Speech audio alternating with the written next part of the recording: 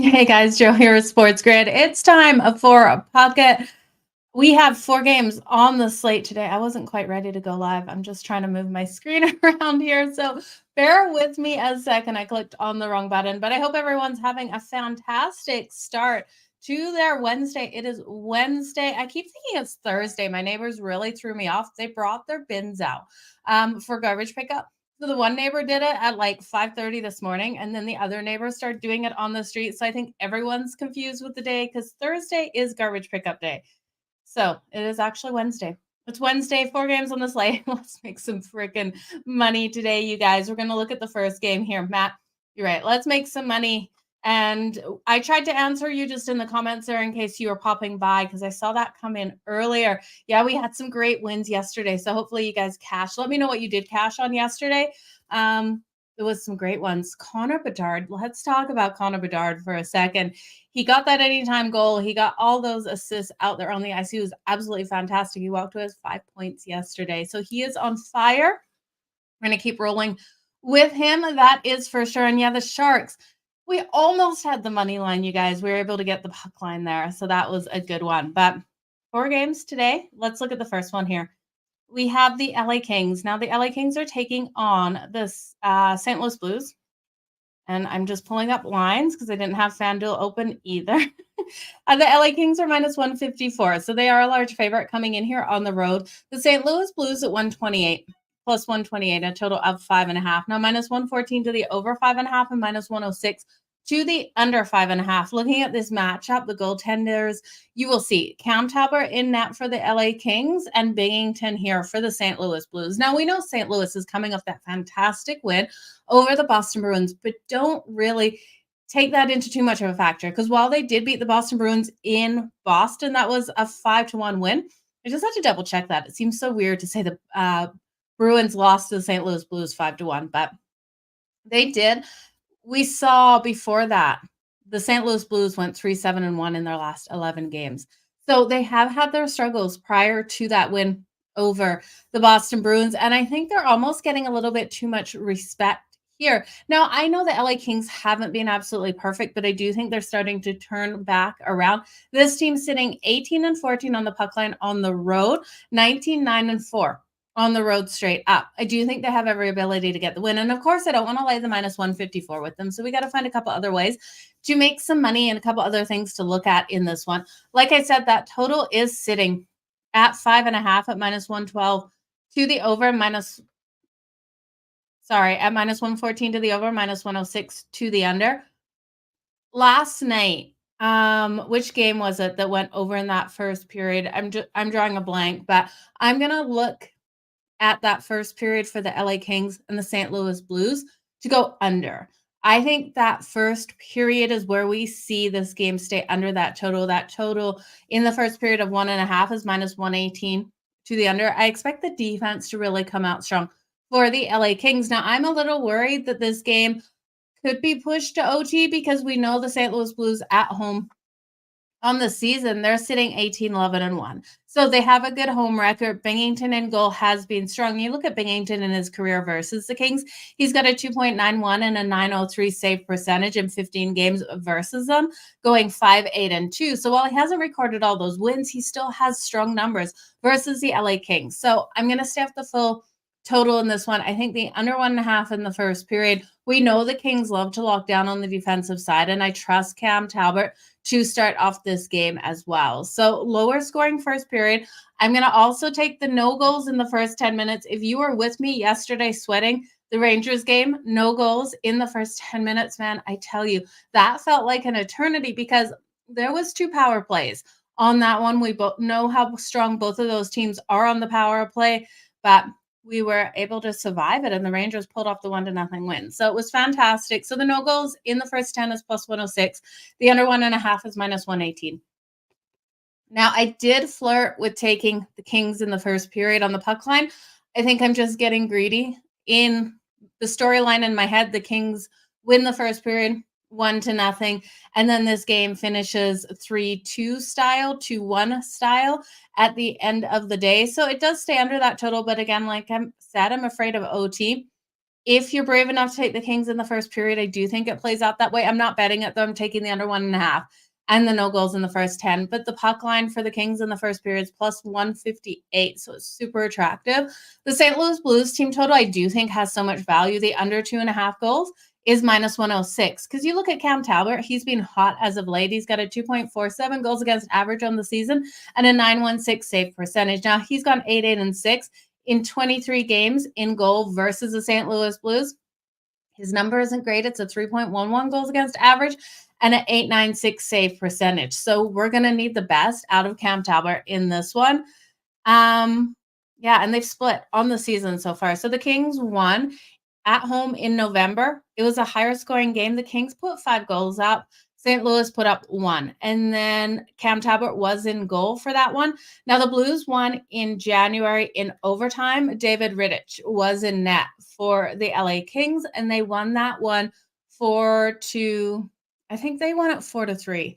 I think it did go over that total. So I do think with Cam Talbot, you can look at him to be able to record them the win. Now, the under trends are really strong, and I do think unless this one pushes to OT, we do stay under. The Blues over-under record in their last 10 games is 2-6-2, and the Kings over-under record in their last 10 is 2-7-1. So strong trends to that under. The one thing that does scare me is the St. Louis Blues as a home underdog this season have gone 13-6-1.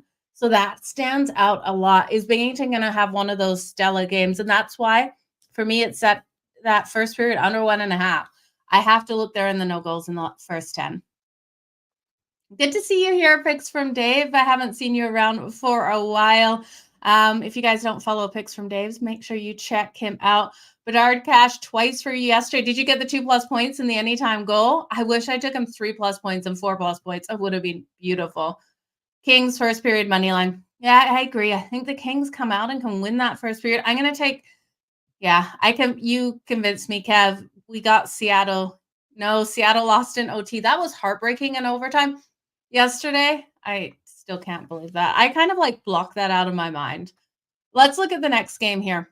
The Nashville Predators taking on the Winnipeg Jets. Now, Saros is expected and Connor Hellebuck. This is the game you automatically look for this one to stay under the total because Connor Hellebuck has been phenomenally strong, but I can't go there. I got to take the over in this one. I know it's going against all the trends of the Winnipeg Jets at home with Connor Hellebuck in net. A 5.5, I just can't do to the under. The 5.5 to the over is minus 112. If you're brave enough to take it to the under, it's minus 108. The Nashville Predators have been phenomenally hot. They're coming in at plus 134, and this has shifted during the day. They were plus 128 earlier in the day, so you're getting more value on them here as more money comes in on the Winnipeg Jets at minus 162. I want to take the Preds for the plus money. Are they the better team? Well, that will be seen tonight.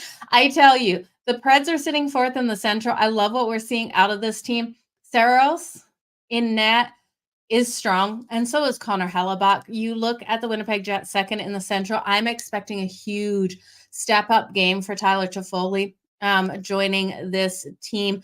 He was really not non-existent. He still did have, 3 or 4 shots on net in his last game out, so he was still impactful on the ice, but I didn't see what I wanted to see out of Tyler Toffoli, and I really do think this is going to be an explosive game for him. So while I love the plus money on the Preds, I just don't know if I can get there. Maybe I'll put a couple dollars on it just because it's such a good price for them. They are off that overtime loss to the Minnesota Wild, but they were rolling so completely hot before that. Now, it's either Saros or Lankigan here. I hope it's Saros, except his numbers aren't as strong, but that helps us to the over because you look at Saros 5-6-3 in his 14 games versus the Winnipeg Jets with a 2.51 goals against average and a 927 save percentage. So we are seeing those shots really come in on him. I do expect the Winnipeg Jets to keep clicking offensively. This team has been strong as of late offensively, and we know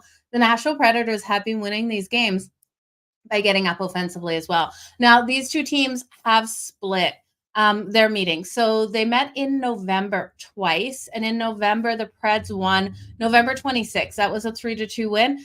And then we saw the Jets win 9 or 6-3. So we had 9 goals in that one.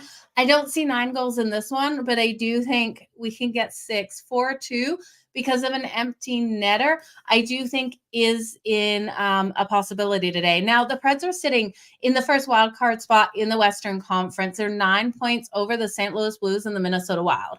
So they're holding on to that first place wild card in the Western Conference, but they know they need to keep winning these games. So the Winnipeg Jets, so they've dominated the Central and they've gone 16-4-1 in the Central, but you know, the Preds have beat them. So we can see anything happen in this. Boussois was in goal for both of the games, so for the Winnipeg Jets that they face the Predators. So this is the first time this season the Predators will face Connor Hellebuyck.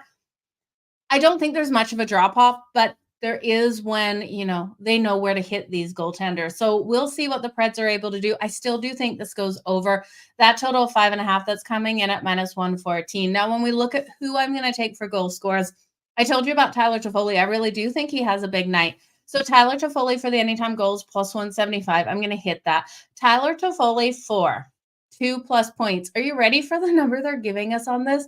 +490. I cannot say no. If I think he can get a goal and he plays on that top line with Kyle Connor and Mark Scheifele, he could get an assist. So I'm going to take him for 2+ points at +490. He had 3 shots on goal versus Washington in that game.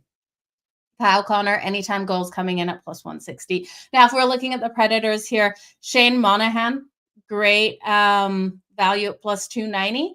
And then Ryan O'Reilly at +250. So Ryan O'Reilly has been hot. You could look at Forsberg as well. Cash last night on the no goal first 10 minutes. It was stressful, right? It was so stressful that no goal in the first 10 minutes. Cashed on everything except the Kraken. I know we could have had such a solid day. The Kraken, and then I lost on Calgary. Calgary Flames over that 2.5. I really thought they were going to be able to get their Gallo Kings on the money line. I think the Kings win it tonight. So let's see what they've got tonight in this matchup. They should be able to over Binghamton in net. Let's look at the Washington Capitals. They're taking on the Edmonton Oilers. Now the Washington Capitals are coming in at +245 and the Edmonton Oilers at -310. Total of 6.5 +100 to the over, -122 to the under. Couple things I'm looking at here. Charlie Lindgren expected in net for the Washington Capitals and Stuart Skinner here for the Edmonton Oilers. Now, the Oilers are off that win versus Pittsburgh on the road. They got a huge shutout win, 4-0 win. This is the first game home off of a 4-game road trip, which they went 2-2. It's a scary situation to take a team off of a road trip. So I don't want to look at Edmonton on the puck line. If you want to look at Edmonton on the puck line, I don't blame you. This team can outscore their opponents. The problem is, are they going to look down and play a defensive game? And are we going to have a low scoring, tight one? Because if you think it's going to be a low scoring, tight one, you can get the Washington Capitals +1.5 of +104 and the Edmonton Oilers -1.5 at -125. I would prefer to go with the Washington Capitals plus the 1.5 at -104 before I took the Oilers with this first night back home after being on the road. Now, that was a Sunday game, so it's Wednesday. They did probably get home Sunday night, Monday. I just can't take them for the full game here. I will take them in the first period. You look at the Edmonton Oilers on the puck line in the first period. We know this team loves to come out, and they're not like the LA Kings where they lock down on the defensive side. They don't take those chances, and they kind of wait for their opponent to not even open up, but they wait for their opportunities and play a real cautious game. The Edmonton Oilers are the exact opposite. I look at the Edmonton Oilers, and even when they're locking down defensively, they come out with the explosiveness to catch their opponent off guard. Their ability to score in the first 5 minutes is fantastically there, and I absolutely love it. So I'm looking for Edmonton in the first period on the puck line. That's coming in -0.5 a goal at +110. Now, you can just take Edmonton to score first in the first period. That's at -125. I do think that happens as well. So you can look at either of those there. I'd be really shocked if Washington came out and scored right away. But that being said, still Skinner, and it's still this defense of Edmonton that sometimes absolutely collapses. So could we see Ovechkin come out and get 2 points on the night? Well, it's a gamble, and it's a big risk here for Ovechkin for 2+ points. But when you compare it to Connor McDavid for 2+ points, and yes, the likelihood is Connor McDavid here and Ovechkin here. I understand that, but you look at the value in the betting. Alex Ovechkin 2+ points is +310. Connor McDavid for 2+ points is -130. So looking at team totals, Washington is at 2.5. Edmonton is at 3.5. You want to take Edmonton's team total over 3.5, which we know they've been getting even in low scoring games. The books are not going to give it to you at a good price. It's like -148 to -160, depending on your book. It's not something I would want to do. But that also leads me to be worried about that under 6.5, because I do think with Edmonton at home, off of road trip, we could see tired legs on the defense and in net by Skinner. Skinner's played a lot of games out there. So I'm cautious of the under 6.5. I would lean under before I went over because of Washington's inability to really score. They're sitting 5th in the Metro, and this team's still playing for something. They don't feel that they're out of it. They've gone 7-2-1 in their last 10 games.